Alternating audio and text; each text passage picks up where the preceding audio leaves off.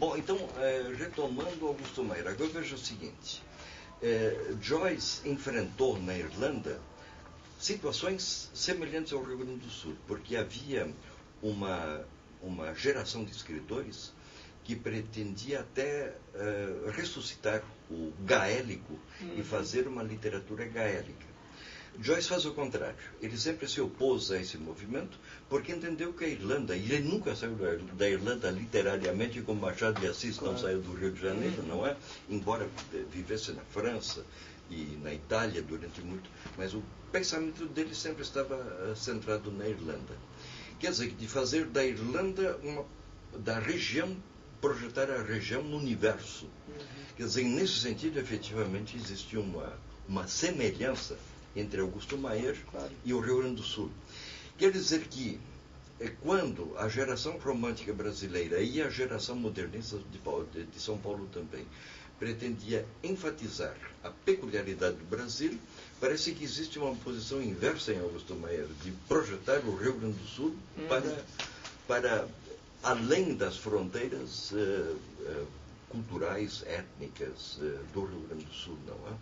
E pode ser que essa atitude de Augusto Maier tenha sido muito significativa e talvez mais do que eventuais autores europeus sobre os quais ele tenha refletido. De sorte que, inclusive, essa sua preocupação pela Europa, ela nunca se desvinculou do Rio Grande do Sul, não é? Quer dizer que, então, é esta região que estabelece um diálogo maior do que as fronteiras em que a cultura estava se criando aqui. Não é? Abrindo um parênteses, o senhor falou na questão do modernismo, e citou o ano de 22, como a literatura faz com tranquilidade. O próprio Guilhermino, né, coloca que, o professor Guilhermino César, coloca que esse modernismo chegou, talvez com um pouco mais de força no Rio Grande do Sul, em 28, por volta de 28. Considerando que os intelectuais que eram escritores, né, como o Augusto, o Alcides Maia, enfim, outros dessa geração, Moisés Velhinho, enfim, né, aquele grupo da Globo, estavam regularmente nesse eixo, né, talvez controlador ou do centro mesmo, e não periférico, ali, Rio, São Paulo, Minas. O que deixou essa chegada no Rio Grande do Sul assim, tão imediata e levou algo em torno de 5, 6, 7 anos para atingir de fato o autor sul-rio-grandense? O que o senhor pensa sobre isso? Mas veja, isso não peculiariza o Rio Grande do Sul, porque o impacto do modernismo em 22 foi em 28 e 30 por aí, aí ele se generaliza. Aí começa a segunda geração modernista, inclusive com essas preocupações mais vastas. Não? É Augusto Frederico Schmidt também, que dizia que não quero mais Brasília, essas coisas todas, não é? Enfim, a situação se abre. Bom, então, por que não se deu um impacto no primeiro momento, de 22 para cá? Quer dizer que, então, o Rio Grande do Sul estava sentindo que estava fazendo o que os paulistas já estavam pregando. Então, sem São Paulo, com São Paulo, a renovação estava se fazendo. Quer dizer que, inclusive, isso se nota mesmo em Simões Lopes Neto. Claro. Quer dizer que, enfim, o que faz Simões Lopes Neto? Ele faz do dialeto gaúcho uma língua universal, não é? Quer dizer que, enfim, ele torna o dialeto gaúcho uma língua literária, sem preocupação da ênfase na peculiaridade. Quer dizer que não é um regionalismo para fechar, mas de tornar um falar peculiar maior, não é? Quer dizer que talvez isto caracterize, é uma questão a ser pensada, caracterize esta literatura do Rio Grande do Sul numa situação diferente do centro do país. Porque no centro do país estava claro, desde o princípio, a ruptura europeia, de pensar Brasil. Muito bem. Quer dizer que por causa da composição étnica e por causa dessa situação, enfim, de um refletir sobre o Rio Grande do Sul, mas colocar o Rio Grande do Sul dentro de uma órbita maior do que a própria região, tenha tomado essa característica no Rio Grande do Sul.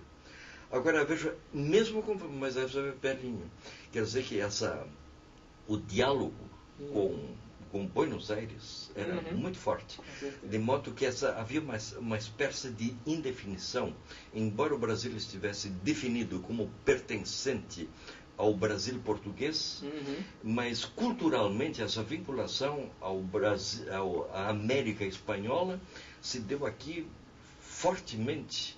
Quer dizer que essa situação de fronteira, sim, não é? Quer dizer que você nota em Viana Mock também, sim, inclusive um outro autor que tem origem alemã e que escreve sobre São Leopoldo, sim, etc., não é? E que pensa o Rio Grande do Sul, você tem essa situação de fronteira. Quer dizer que essa questão de fronteira ela deve ser levada em consideração. Quer dizer que não há fronteira em São Paulo, nem no Rio de Janeiro com outras regiões, mas a nossa situação de fronteira, tanto geográfica como cultural, ela teve uma forte permanência no nosso modo de ser e de pensar, e parece que não está definitivamente superada essa situação. Quer dizer que foi inclusive a primeira fronteira aberta do Brasil foi o Rio Grande do Sul, sim, porque as outras fronteiras são fronteiras de mata, não é? Que não havia contato cultural nenhum, não é? Mas aqui havia um contato vivo. Quer dizer que as pessoas que iam para Buenos Aires, que liam espanhol e que se informavam do que estava se passando lá, era muito grande, era muito forte, não é? Então você tem essa posição de fronteira, de uma fronteira aberta, de pessoas interessadas no que se dava além da fronteira. Quer dizer, não é uma fronteira que se fecha, não é uma fronteira de conflito, pelo contrário, quer dizer, uma fronteira que seduz para saber o que está se dando além da fronteira. Não? É interessante esse comentário, porque a professora Lígia sempre lembra, nas suas palestras, a questão, ela sempre diz que é uma fala da Darcy Ribeiro, que diz que o Brasil sempre esteve de costas, né, para a América Espanhola. E eu costumo brincar com ela que quem disse isso não foi o Darcy Ribeiro pela primeira vez, mas o Silvio Júlio de Albuquerque Lima, lá em 19. Sim. Mas, de fato, então, nessa região do sul do Brasil, nós nunca estivemos e não estamos com as costas viradas para a América Espanhola. Mas existe uma palavra do Paulo Brossard que é muito importante também. Ele diz que os outros brasileiros foram obrigados a ser brasileiros. Sim, nós tínhamos a liberdade de optar pelo Brasil. Nós somos brasileiros porque queremos. Sim. Isso também se deu com os imigrantes alemães aqui, claro, também, não é? Quer dizer que então nós somos brasileiros porque queríamos ser brasileiros, não é? Claro.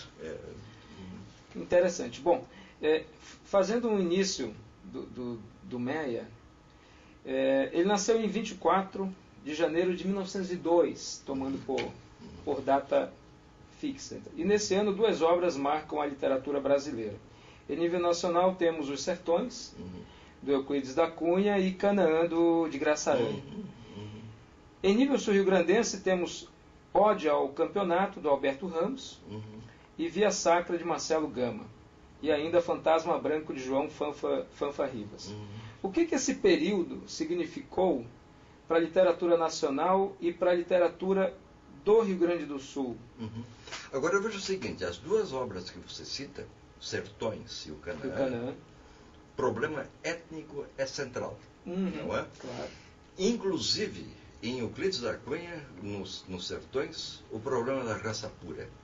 Quer dizer que, enfim, essa ideia de que a raça pura era a raça superior, isso foi uma ideia europeia, francesa, inglesa, alemã e brasileira. Enfim, teoricamente, se tinha a noção de que a raça pura seria superior. Muito bem. O que faz Euclides da Cunha? Quer dizer que raça pura no Brasil não existe. Não é? Então ele diz o seguinte: o núcleo da brasilidade está naquele lugar em que a mestiçagem alcança quase que uma pureza, que é o caso do caboclo. Claro. Não é? Então, esse foi a preocupação dos sertões. Inclusive, ele se pergunta o seguinte: como é possível imaginar que aquele agrupamento lá em Canudos, lá no interior do Brasil, conseguisse superar forças militares muito bem equipadas do litoral? Claro. Então ele atribui a isso a uma força que o sertanejo tinha, que nessa mestiçagem menos intensa, menos bem feita, menos bem realizada no Brasil, nessa mistura litorânea, isso dava uma superioridade de lá. Claro. Muito bem, agora o Canaã. Canaã, aí a cultura alemã, não é a colonização alemã. Quer dizer que essa preocupação da raça estava preocupando o Brasil, não é? Quer dizer que, enfim, não me lembro de uma obra no Rio Grande do Sul que tenha, a não ser o Augusto Maier. Digo, Augusto Maier não, o Viana Mouk. Viana Mouk estudou essa questão em São Leopoldo. Mas Viana Mouk já tem uma ideia de uma diversidade cultural. Inclusive aparece um amazonense no romance dele, no rio imita o Reno, não é? Então, quer dizer que, enfim, esse contato étnico, essa composição étnica, ela tinha importância nessas reflexões. Pois bem, agora então, especificamente no Rio Grande do Sul, me parece que então uma mestiçagem cultural, que não seja uma mestiçagem de sangue, estava muito forte nessa situação. Porque, veja, quer dizer que, enfim, pega o Moisés Velhinho e o Augusto Maier, não é? Quer dizer que o Augusto Maier convive com o Moisés Velhinho, etc., e há um trabalho conjunto nessa geração. Não existe um processo de segregação ou de ruptura nessa situação, mas essa preocupação, inclusive pelo próprio temário que ele tem, pelo interesse que ele tem pelo Rio Grande do Sul, como aqueles que eram de origem espanhola ou de origem portuguesa que atuavam aqui. Quer dizer que houve uma perspectiva que se aproxima nessas situações. Quer dizer, então você até poderia pensar numa mestiçagem cultural, não é? E essa mestiçagem cultural que nos preocupa ainda muito mais hoje. Parece que esse problema racial nós já superamos, mas, enfim, essa questão do hibridismo, inclusive teoricamente está se discutindo o hibridismo, não é? Esse hibridismo está muito forte. Inclusive ele está num romancista judeu agora, que é o Moacir Sklir. Ele tem um romance chamado Centauro no Jardim, em que ele toma essa situação de centauros. Quer dizer que nós somos centauros. Nós temos um corpo europeu, pelo contrário, temos um corpo americano e temos uma cabeça europeia. Isso. Quer dizer que, então, essa situação da cabeça europeia, essa situação de centauro, isso pode até caracterizar a intelectualidade brasileira em geral. Quer dizer que não existe brasileiro. Na época de 60, houve um período nacionalista muito forte também, no sentido de negação da Europa. Mas, enfim, as esquerdas pretendiam nacionalizar o Brasil, mas continua essa mesma contradição. Quer dizer, com um substrato de pensamento de esquerda europeu, dava-se essa ênfase nacional ao Brasil. Mas era um pensamento de esquerda elaborado na Europa e reelaborado no Brasil e repensado no Brasil. Isso acontece também com a teologia da libertação, que surge posteriormente, né? O Gutierrez, por exemplo. Né? Quer dizer que então tentou-se pensar teologicamente a situação do homem da América, não é? A situação, então, religiosa para a América. Mas é interessante essa visão da América, sim, porque aí são várias Américas. Não tem dúvida nenhuma, né? Perfeito. Não, mas inclusive isso ainda é uma herança romântica nossa. Porque, enfim, o que fizeram os românticos alemães, em primeiro lugar, enfatizar a germanidade, depois a eslavidade. Quer dizer, então veio para cá com a americanidade, com a latinidade, com a gauchidade, com a argentinidade, com a mexicanidade, etc. Não é? Quer dizer que, enfim, essa preocupação pela peculiaridade, ela nos perseguiu por muito tempo, e pode ser que nós não estejamos totalmente livres desse modo de pensar. Claro. Mas ao lado dele você nota essa preocupação de uma amálgama de coisas, não é? Quer dizer que efetivamente de um pensamento híbrido, de um hibridismo que é muito forte. A palavra hibridismo ela é chave nesse contexto. Pois é. Perfeito. Quer dizer que então a gente poderia pensar o hibridismo como uma manifestação de hibridismo muito forte no princípio do século XX, e que pega essa geração aqui e coloca o Augusto Mayer também nessa questão do hibridismo. Quer dizer que o Augusto Mayer, que seja legitimamente híbrido, não tem dúvida nenhuma, porque, enfim, ele tinha consciência da sua situação híbrida. É o caso do Borges também. Também. Ele está muito próximo do Borges nessa preocupação pela Argentina e por preocupações universais, não é? Quer dizer que ele é tão híbrido, claro, Augusto Mayer, como Borges. Não é? Bom, ao longo da carreira, Augusto Mayer foi um homem envolvido com a política, como muitos da sua época. Em 1937, a convite do então presidente da República, o gaúcho Getúlio Vargas, Mayer foi convidado juntamente com outros intelectuais para organizar o Instituto Nacional do Livro, sendo diretor do Instituto por 30 anos. Então, um período onde ele pôde quase que montar uma idealização, ou enfim, algo nesse sentido. Essa ligação com o governo contribui de alguma forma para a produção literária gaúcha? De alguma forma? Que contribui. Agora veja, qual foi o projeto de Vargas em 1937?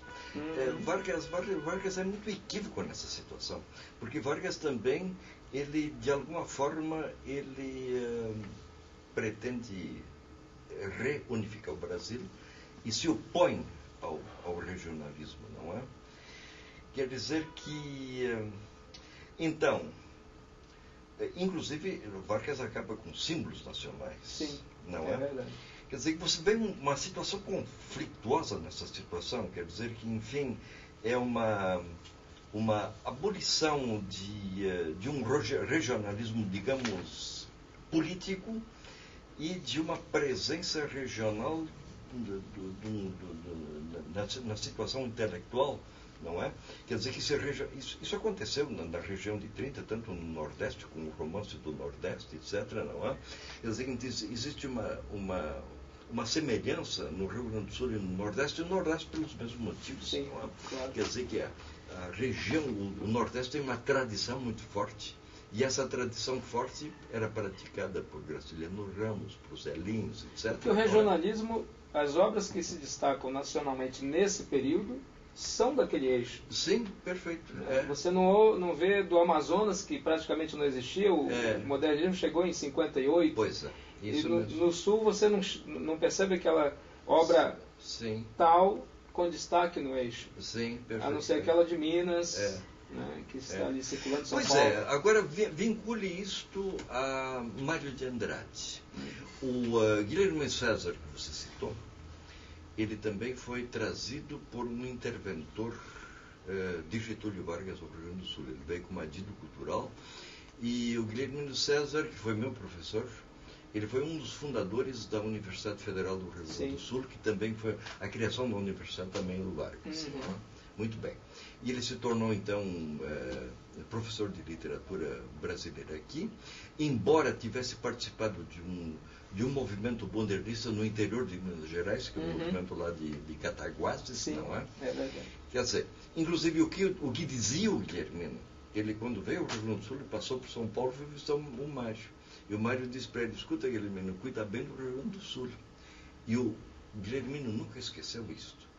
Quer dizer que, enfim, é um homem também de uma outra cultura, quer dizer, que vem de Minas. Claro. Escreve a primeira história da literatura do Rio Grande do Sul é dele. Ele cria na universidade a disciplina de de literatura no Rio Grande do Sul, com repercussão sobre os segundos ensinos secundários. Os alunos do Guilhermino estavam interessados em criar a literatura, uma disciplina de estudos literários em segundo grau. O que efetivamente aconteceu, porque a preocupação do aproveitamento, da valorização do escritor no Rio Grande do Sul por parte da rede escolar é fortíssima. Quer dizer, nós somos convidados a todo momento a estarmos presentes na rede escolar e, enfim, é uma preocupação de saber o que está se produzindo aqui. Isso nem sempre se dá assim. Quer dizer que isso é uma peculiaridade aqui, enfim, essa questão da consciência da região e da valorização daquilo que a região produz, não é? Uhum. E houve um período também que os escritores do Rio Grande do Sul não tiveram mais a preocupação de se mudarem para Rio, para São Paulo. Claro. Isso aconteceu com Érico Veríssimo, ficou a vida toda dele aqui, não é? E hoje os escritores representativos todos moram aqui. Não é? Isso é verdade.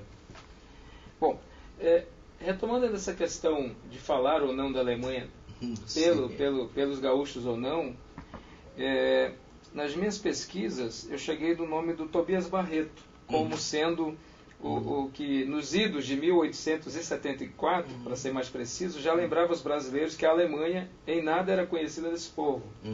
Então, 1874, os alemães já haviam chegado aqui em 24. Sim, então, claro. Aí já tem 50 anos, perfeito. Pelo menos. Né? Então, posso afirmar que a primeira referência à presença de alemães na literatura brasileira acontece no romance Canaã, que foi citado agora, do Graça Aranha, editado em 1902, juntamente o ano de nascimento de Maia. Nele, 2 personagens discutem a questão da manutenção da identidade em oposição à miscigenação, que é o que está em discussão. Né? Tema que continua recorrente até o presente. Clodomir Viana Mug, o autor do Viana Mug, gaúcho de São Leopoldo, foi Clodomir Viana Mug, gaúcho de São Leopoldo, foi o primeiro a centralizar o problema em sua novela Um Rio Imita o Reno, lembrado pelo senhor, de 39, abordando os limites da integração cultural desses descendentes com os brasileiros, numa cidade imaginária chamada Blumenthal. Na mesma geração, Érico Veríssimo apresentou alguns traços da chegada alemã no Sul em seu romance histórico O Tempo e o Vento, publicado a partir de 49. Pelo menos um poeta e crítico de origem alemã alcançou projeção nacional na mesma época, Augusto Meyer. Como é que o senhor observa, então, essa lembrança, ou essa necessidade, ou essa não necessidade de, pelo eixo cultural Rio, São Paulo, Minas, da Alemanha em si? Ela tinha, de fato, esse peso, de alguma forma, como de repente não eram lembrados ali os poloneses, ou até mesmo os portugueses, enfim. Sim. Por que essa lembrança recorrente aos alemães? Por que nós precisávamos lembrar de alguma forma os alemães e lembrar que tinha gente produzindo sobre a literatura alemã de alguma forma, como o Viana Mug, o próprio Augusto? Sim. Agora veja o que aconteceu na imigração.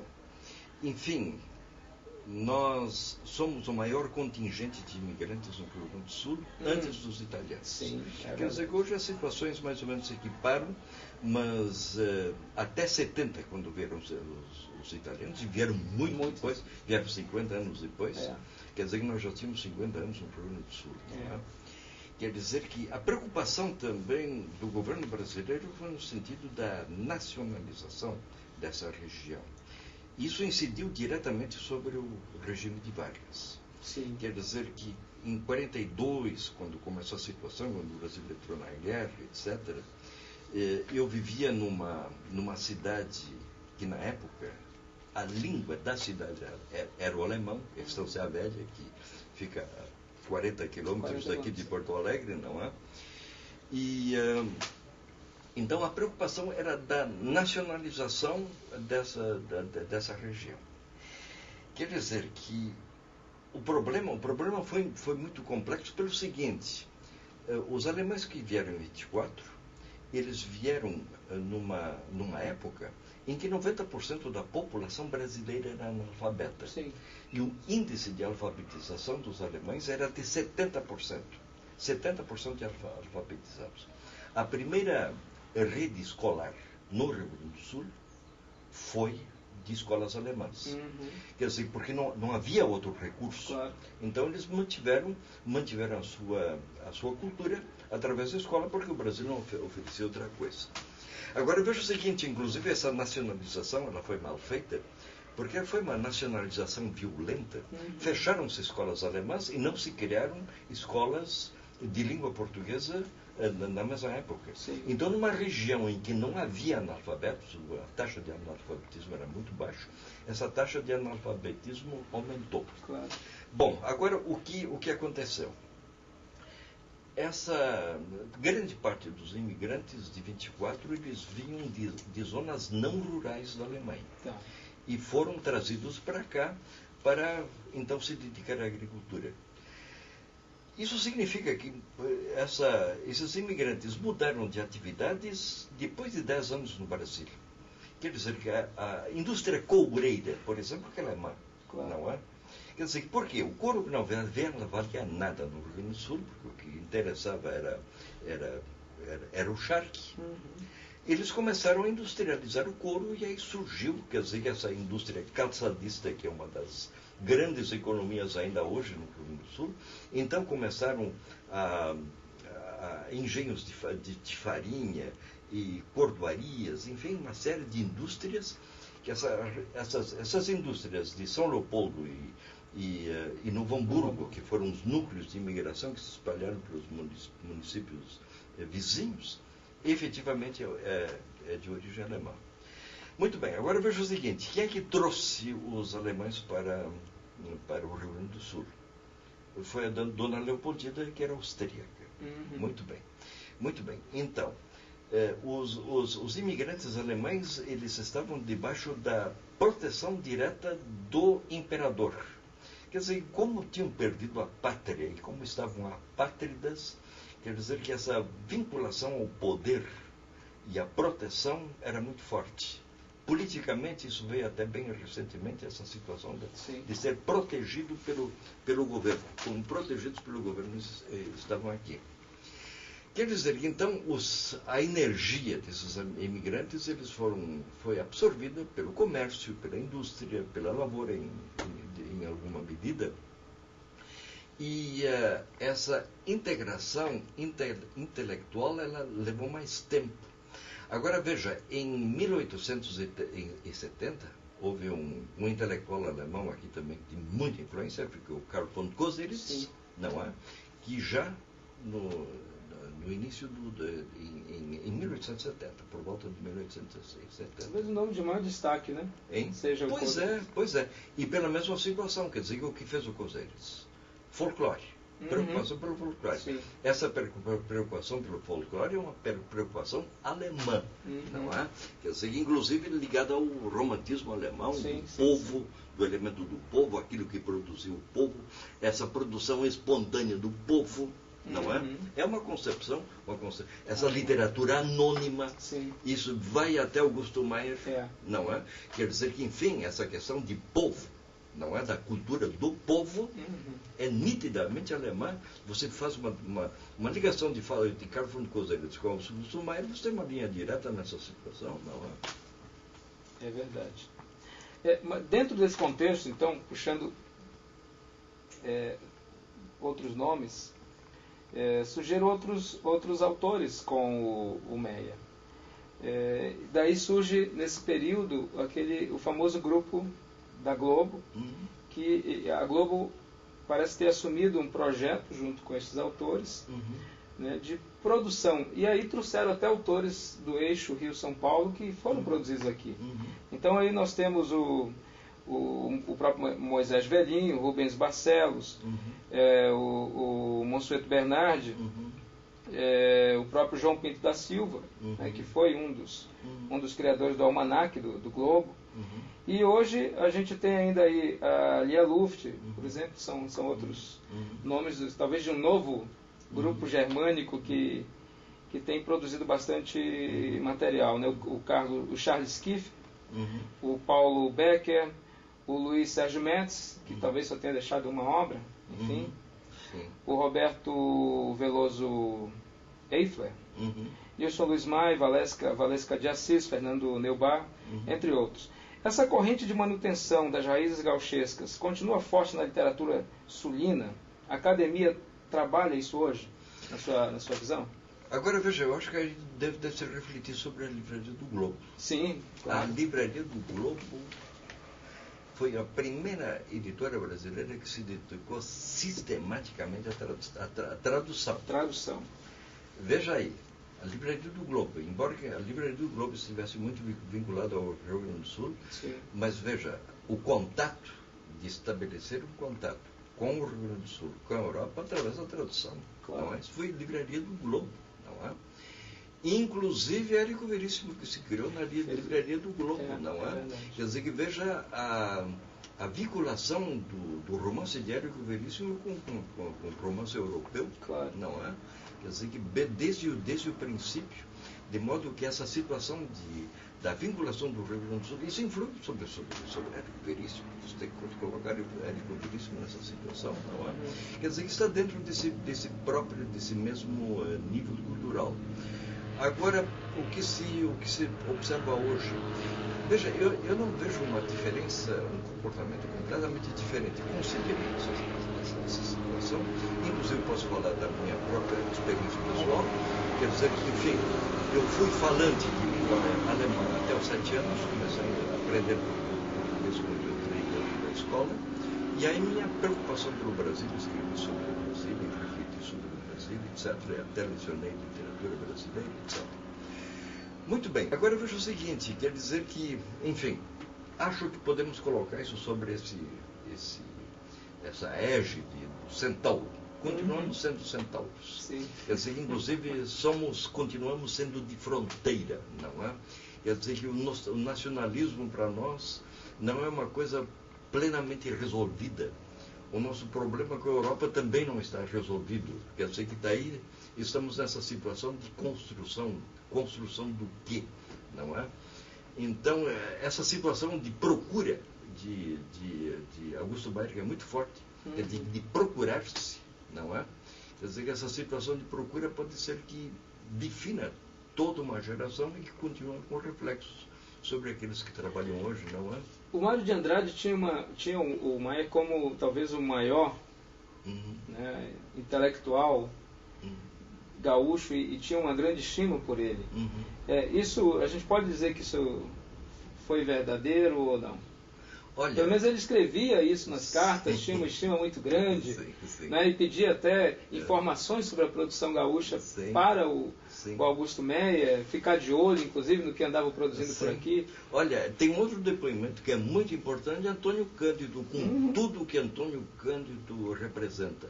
Antônio Cândido tinha uma grande admiração por Augusto Meyer. Até ele disse numa situação, não sei se era verdade, que ele gostava tanto do Augusto, quando aparecia um artigo dele, ele copiava para aprender o estilo do Augusto Meyer. Veja só, não é? Eu nunca li isso. Eu acho que não está em lugar talvez nenhum. Alguém disse. Isso, perfeito. Mas que ele tinha admiração para o Augusto Meyer, efetivamente tinha. Quer dizer que, não só no nível local, mas em nível nacional, ele estava perfeitamente integrado dentro da própria produção literária do Brasil, não E é? a relação dos trabalhos do Augusto Meyer sobre o Machado, a obra machadiana? Porque ele talvez tenha sido o maior, né, dentro daquele período, o maior pesquisador sobre Machado. Mas a mesma situação. Veja o seguinte, numa época em que se dizia que Machado de Assis... a deficiência de Machado de Assis era de ser mulato. Sim. Continua aquela pecha do racismo, e que procurava-se então conflitos da própria composição étnica, da psicologia do mulato que tivesse, enfim, influído sobre a produção em Machado de Assis, o que fazia Augusto Meyer. para Augusto Maier a Dostoiévski. Agora veja a perspectiva que ele abre. Quer dizer que ele vê uma situação comum.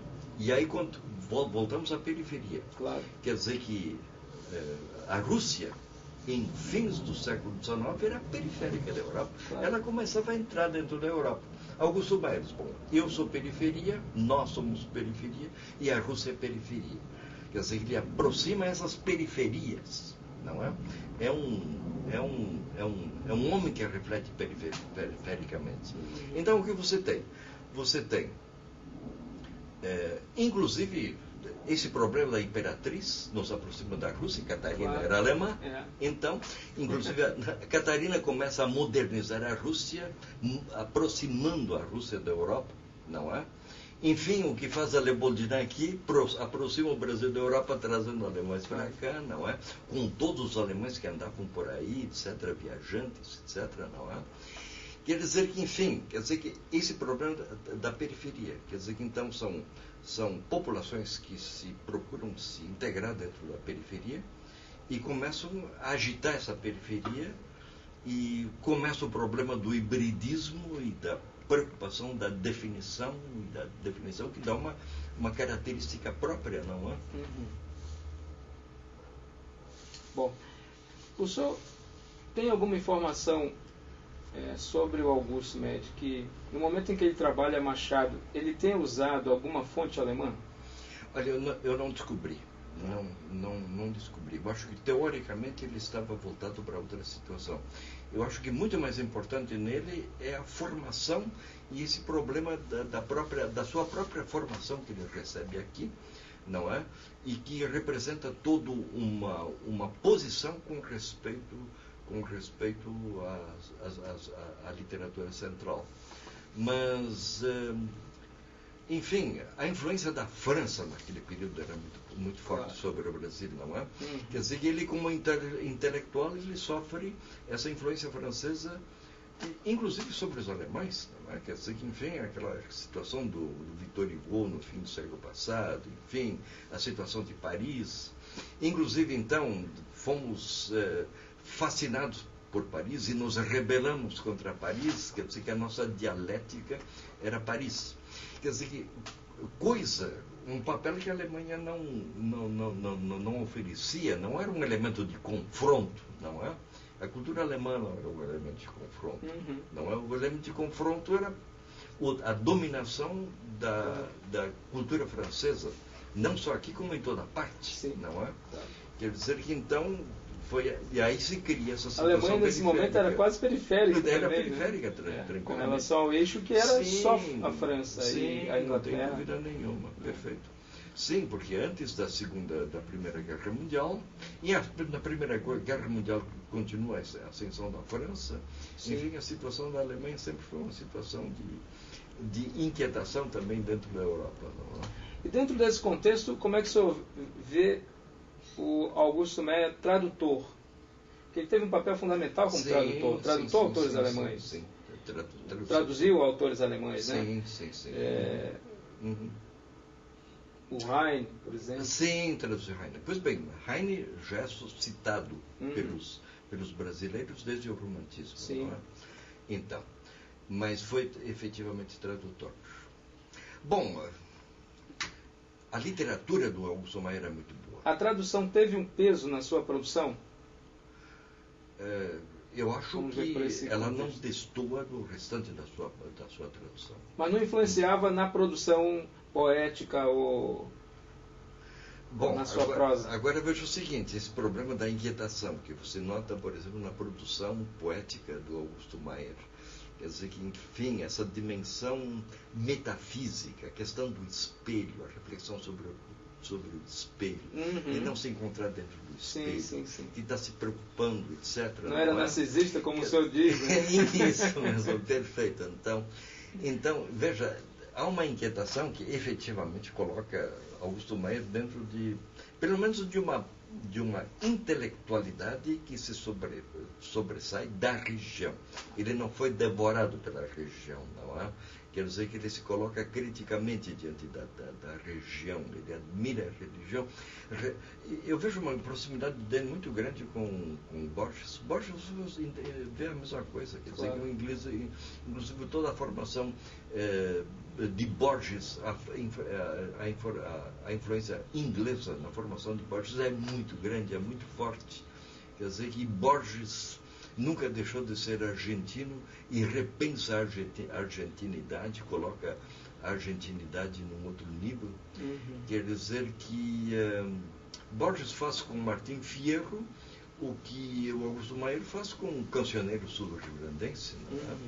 Então, essa proximidade é grande.